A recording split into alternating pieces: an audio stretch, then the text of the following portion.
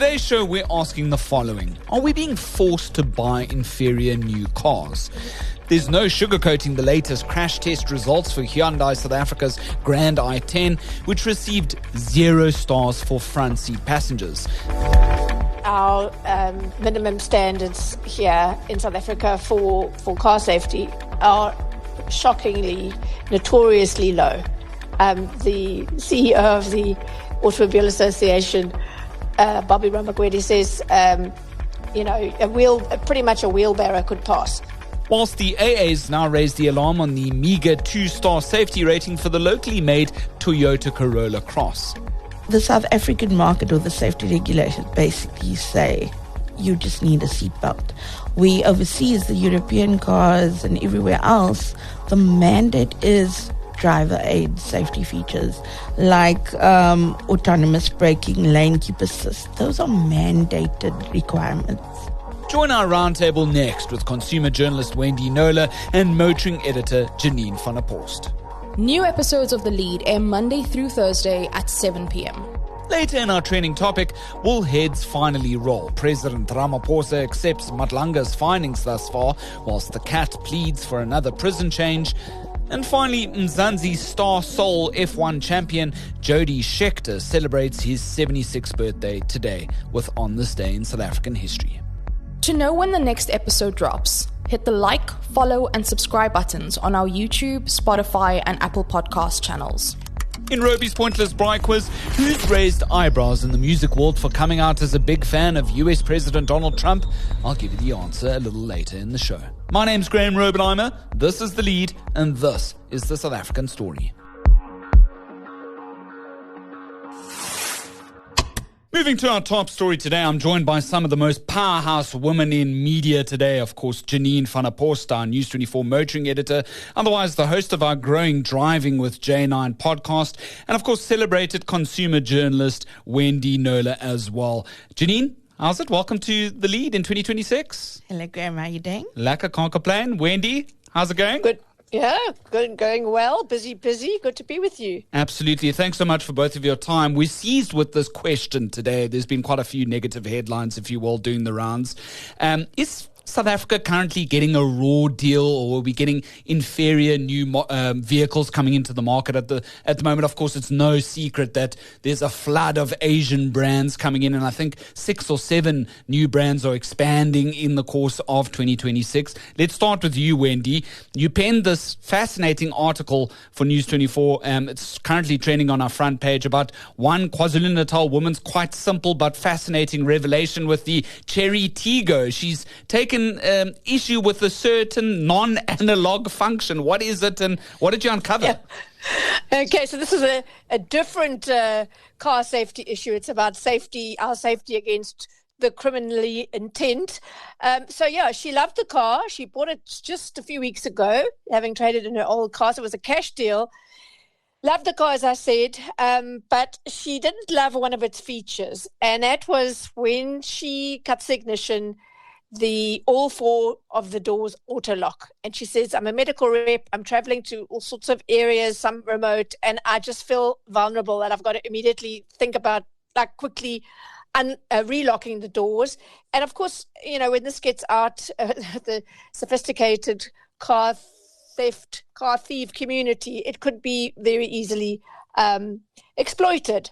And so she went to the dealership where she bought the car, and they pretty much said, well, we can't help you. We're not refunding you for that. So I took up her case with Cherry South Africa. Yeah, and how did Cherry South Africa sort of respond to the revelation? I'm sure they were a little bit defensive at first. Not really, actually. I have to give kudos to Cherry. First of all, they came back to me a day before my deadline, which is always appreciated. And they acknowledged straight away, this is a feature. They're talking to China about it. It's well received in other markets, as a convenience feature. Apparently, it's to stop you from being able to lock your keys in the car. But they didn't think carefully about the South African market and the levels of crime we have here, and that I don't think it entered their heads that it could possibly be not that well received here for the reasons I've just outlined. So they were already speaking to China about a fix for that, a solution. And so then I got to the question of, well, what are we going to be doing about Penny's request for a refund? It was a straight deal. There wasn't the complication of financing. And they said, yeah, we'll refund her. So we'll make sure she gets a refund. So I've seen this movie before. So I went back and said, what do you mean a refund? Do you mean, because obviously she wants a full refund. She doesn't want a refund as if she just was trading in the car and then take that loss. Oh, no, said Cherry, we'll give her a full refund. And I said, well, yeah, we've got a bit of a precedent, although Penny's car admittedly was very new. So I said, well, what about if other people don't feel comfortable? And she said, well, this is the first case we've had, and we'll look at the others as we get them. But I think it's important to say that this fix is, I don't have a timeline, but it's on its way. And my obvious question was, well, are you going to be able to retrofit this on other owners of Tiga? And let's not forget, this is a hugely popular car, number one selling Chinese model, and in the top 5 generally in South Africa in terms of passenger cars. So they said, that's what we've asked China. So it remains to be seen whether, because that's quite a big issue, I think, whether that's going to be possible for people who already own the cars. So, yeah, I thought it was a really interesting story, and I must admit that I was quite pleasantly surprised with the response, certainly on this case, and the immediate, yes, we know it's a problem. Well, may that friendly PR process long continue. Janine, I mean, it just goes back to something that you and I always often talk about in the newsroom. I like analog. I prefer having things where I'm in control of the functions, right? Yeah. Let's hope we can get back to that eventually. Yeah, no, look, buttons are important, and South Africans still want to touch and feel them and all of that.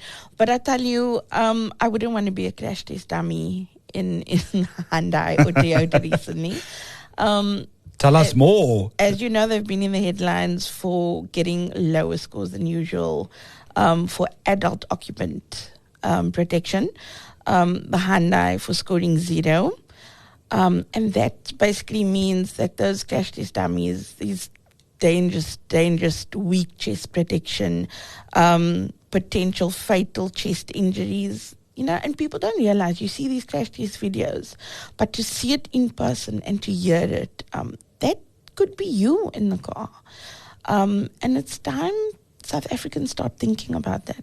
But also with the Toyota as well. And both companies say the cars are still safe, but actually they're not. And they need to do something about it. Which 2 models are we talking about? So it's the Hyundai. I've often seen it on the road. It's the Grand i10, right? And then the Toyota Corolla Cross, which I've also driven just because I go out in stories in Joburg, and it's a popular rental car. Both of them not doing so lekker with these test results. Yeah, they're not. But like you said, also the Corolla Cross is one of South Africa's highest selling passenger cars. They sell over 2,000 cars every month. But they've got a lot going on. They've got dual airbags. They've got a lot more features than the Hyundai i10. So they scored a 2 for 0. Well, not 0. Hyundai scored a 0, but they scored a 2. But even though Toyota's saying that the structural integrity of the car isn't affected, they will fix it. I'm pretty sure they will, because Toyota would want to get higher ratings. And obviously, of course, Papa Bears up there in Japan is going to say, hey, this doesn't do. Yeah, and of course, Toyota is such a beloved brand. Wendy, I want to bring you back in here. I mean, from a local perspective, this is a big blow for Hyundai South Africa, with this surprise test revealing that, it's not passing sort of safety muster. We have such a high sort of accident rate historically and traditionally in the country. I mean, how does Hyundai South Africa sort of come back here? It's a bit of a dent. They're going to get a bit of a slap on the wrist, I think, locally. Well, I think more than that. Look, I think the problem starts with the reality that our minimum standards here in South Africa for car safety are shockingly, notoriously low. The CEO of the Automobile Association, Bobby Ramaphosa, says, pretty much a wheelbarrow could pass.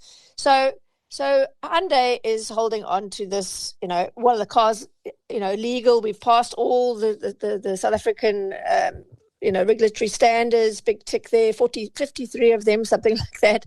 And, we'll be working with the stakeholders looking at improvements, but their basic defense is, well, it's legal. And that's just disingenuous to my mind and that of many others, because they build the same cars for other markets. And certainly this car in particular, the Grand i10, would never be able to be sold in any first world market because, for starters, it doesn't have electronic stability control. So it saves, after the seatbelt, it's the biggest saver of human life in accidents that there is. And it's not a very expensive component, and there's no excuse for not putting it in. So that's the first thing. So saying, well, it's legal in South Africa is saying very little. And when you get a real life, a very well-respected, beyond reproach international crash test that says this car's got 0 stars, I can't see any justification for them not discontinuing it in its current form, because with it's an unstable body shell. It's not a case of we'll add ESC and we'll sort of clamp on like Lego pieces, little bits of extra kit to make it okay. They need to go back to the drawing board. You can't in good faith continue to sell a car that scored 0 stars. It hasn't happened in South Africa before. And I think this might be the wake-up call. Janine alluded to it earlier, that South Africans really need to wake up and start asking very hard questions about the safety of the local cars, especially at entry level, compared to those sold by the same automakers in other markets, because we deserve better. And it's now 2026. The first bad news about the safety of our cars came out in 2017 with the first round of Safer Cars for Africa, AA Global NCAP campaign. So it's 9 years later, and none of the regulations have been improved or tweaked in any way. So I think it's going to take consumers to actually say, you know what, enough now, and start demanding better in very vocal ways, because that ultimately is what makes change happen. I know we've got to let you go, and I just want to get you on that score. Your rating out of 5, then, Wendy, when it comes down to the question of, is South Africa then thus getting a more inferior cars? Your verdict? Absolutely, no question. We are. It's been proved over and over again. I mean, it's a fact. Many of the cars would not sell in an international market because they would be illegal. So our laws need to up the game. We need to get with the program. The fact is that this technology is there. It used to be only in premium cars, but now it's come down to very basic cars. There's no justification for the traction control, for the airbags, and for all the sensors and all those things not to be put into these cars. It's just a question of, we need to ask questions as consumers about those things before we ask about fuel consumption and infotainment and all the rest. That's where the groundswell needs to happen. And I mean, I don't know, I'm hoping this is a bit of a tipping point, but we journalists and the AA and others telling this story for the best part of let's call it a decade now. So it's time. I'm going to get off my soapbox now, but as you can tell, I feel very strongly about this issue. And that's, of course, well-known consumer journalist Wendy Knowler. Thanks so much for your time on The Lead. We're going to continue the conversation now with Janine van der Post, of course, with Driving with J9. Jay, your verdict? Do you echo pretty much what Wendy has said? The South African market, or the safety regulations, basically say you just need a seatbelt. We overseas, the European cars and everywhere else, the mandate is driver aid safety features like autonomous braking, lane keep assist. Those are mandated requirements. And I'm sorry, a seatbelt just isn't good enough anymore. And also, like, as Wendy said, that's what Bobby from the AA also says, South Africans deserve better. And cars need to be made equally for everyone, not just the Europeans get better cars and we get scraps because it's more affordable. And also another interesting point is, I think it's more than 49% of the cars that we buy or that we get imported in South Africa are from India. Sure. And they don't have all those things. And with the Chinese cars bringing all these tech-filled cars, and they look amazing. Yeah, holographic lights as you open the passenger doors, and then someone illuminates there on the floor. I got such a big fright when a friend came to pick me up. I was like, this is next level tech. Yeah. But South Africans need to start thinking differently. Absolutely. I feel like, sorry if you call me an old fart, but I enjoy driving my old VW from 1991 because it has no airbags. It also makes me consciously think I need to keep a safe following distance for other vehicles almost all the time. I have to be aware of my surroundings all the time. I appreciate that as a classic car owner, so to speak, just as a side there. We Buy Cars recently in the headlines, it's gotten rid of DECRA as its in-house sort of inspectorate, right? A big headline there. What does that say? I know that there have been concerns in the past that some consumers have felt like they've gone to We Buy Cars and they don't feel like DECRA was up to scratch. Yeah. Is that been the case? I think that's been the case. Also, a lot of people were complaining that the reports were confusing or they didn't understand it, and maybe it wasn't. For me personally, I felt they're not detailed enough. It's very vague. So now We Buy Cars, as the in-house company called Inspectify, I'm a bit skeptical about it. Like, same with Chinese cars. I'm still really skeptical about Chinese cars just because they haven't been here long enough and you don't know how good those engines are and so forth. So now I'm very skeptical about We Buy Cars having an in-house thing, because how much control are they going to have on those results? But we'll have to wait and see. Yes. You've got an absolutely bumper calendar year awaiting for Driving with J9. Of course, you know, I partner with you on the podcast, and it's been absolutely fantastic listening to you over the last couple of months. Your episode with TP Tyrone Paulson's been one of my favorites. Of course, you know, he's a friend in the industry. What have you got in store for our lead listeners so that they can go over and click over and check out your show wherever you get your podcasts? I know that you've got an exclusive with Cherry. Yes. And you've got an exclusive with AA. Tell us a little bit more without giving away too much. Before we get into that, the first episode is this Sunday at 7 o'clock in the morning. And every Driving with J9 episode will now be the first of every month at 7 a.m. So look out for that. And we're going to kick off with the Formula One season. Everything you need to know about it. Brand new car, like engines, powertrains. So a lot of rule changes. There's no more DRS. So we're going to get Jacob in to come and talk to us about that. And then, we'll be having Tony Liu, who's the big boss there at Cherry South Africa, and about the plans of the year and so forth. So a nice exclusive thing. He also talks about, are there too many Chinese cars in South Africa, which is very interesting what he has to say. Don't give away too yet. I want to know the verdict. I'll stop right there. And then also a great chat with Bobby from the AA, just about the rebrand of the AA. And I mean, things like being a member. Did you know that your AA membership is for you and not the car? So even if you're driving in someone else's car, you can call them, that kind of thing. So lots of extra little stuff to look out for. And then also we'll be chatting to Wendy a bit more about insurance things you just don't think about. So that's going to be regular listening, the first of every month for 2026. Wherever you get your podcasts, of course, YouTube, Iono, Spotify, Apple. We're going to be taking Driving with J9 to that next level in 2026. Thank you so much for coming on the lead finally and giving your ultimate verdict and schooling this guy on the state of our roads and the state of the cars that we're getting these days. I appreciate it. Thanks for having me, Graeme.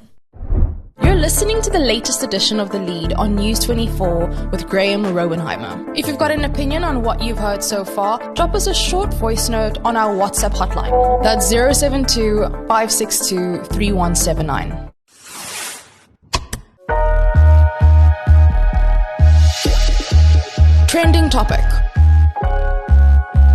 Moving to our trending topic, and President Cyril Ramaphosa's office has now accepted the interim findings from the Madlanga Commission of Inquiry looking into claims that criminals have captured the criminal justice system. Now, among the recommendations call for official criminal probes into 5 police officers and 9 Ekurhuleni Metro police officers. Now, of the implicated SAPS figures stands outgoing KZN Hawks boss Lesetja Sanona, whose closeness to Vusimusi cat Matlala has caused much consternation. And of the Gauteng East Rand authorities stands EMPD Chief Julius Mkhwanazi. Pretoria has given the current acting police minister and head of SAPS the thumbs up to set up a special task team that'll lead the probe into all of these individuals as soon as possible. Meanwhile, the cat's not that happy about being moved to Kokstad Supermax prison eBongweni over Christmas. Matlala's lawyer told the High Court in Joburg this Thursday that consultations are nigh impossible to hold there. The cat's facing a trio of attempted murder charges, and his case has now been postponed to early February. That's for his legal team and prosecutors to agree on where he should be held in the interim. In eBongweni, it's understood Matlala languishes in a lone cell for 23 hours a day, with 1 hour set aside for exercise, with his legal team alleging that consultations there with the cat are being recorded. What say you? Drop us a comment below. Looking for a smarter weekend scroll? The Weekender is your ultimate guide to bold stories, sharp opinion, and a fresh lens on life in Mzansi. From exclusive interviews and powerful essays to wine picks, playlists, and pop culture gems, it's your perfect weekend read all in one place, landing every Saturday on News 24.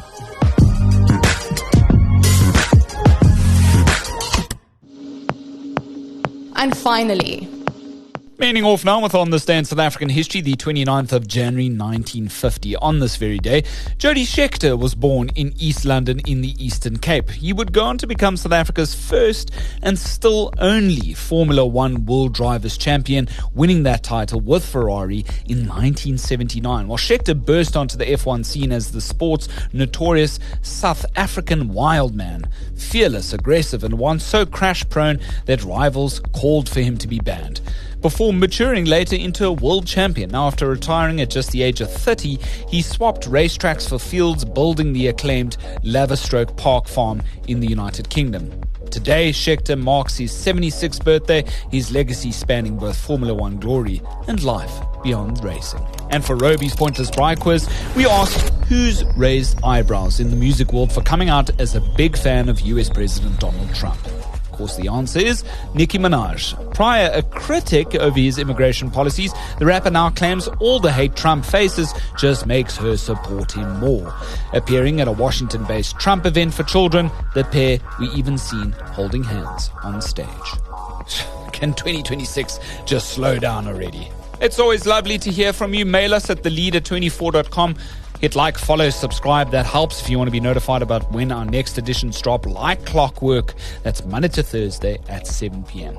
Thank flip, January's over. My name's Graeme, and so long as there's trusted news first, we'll always have the lead.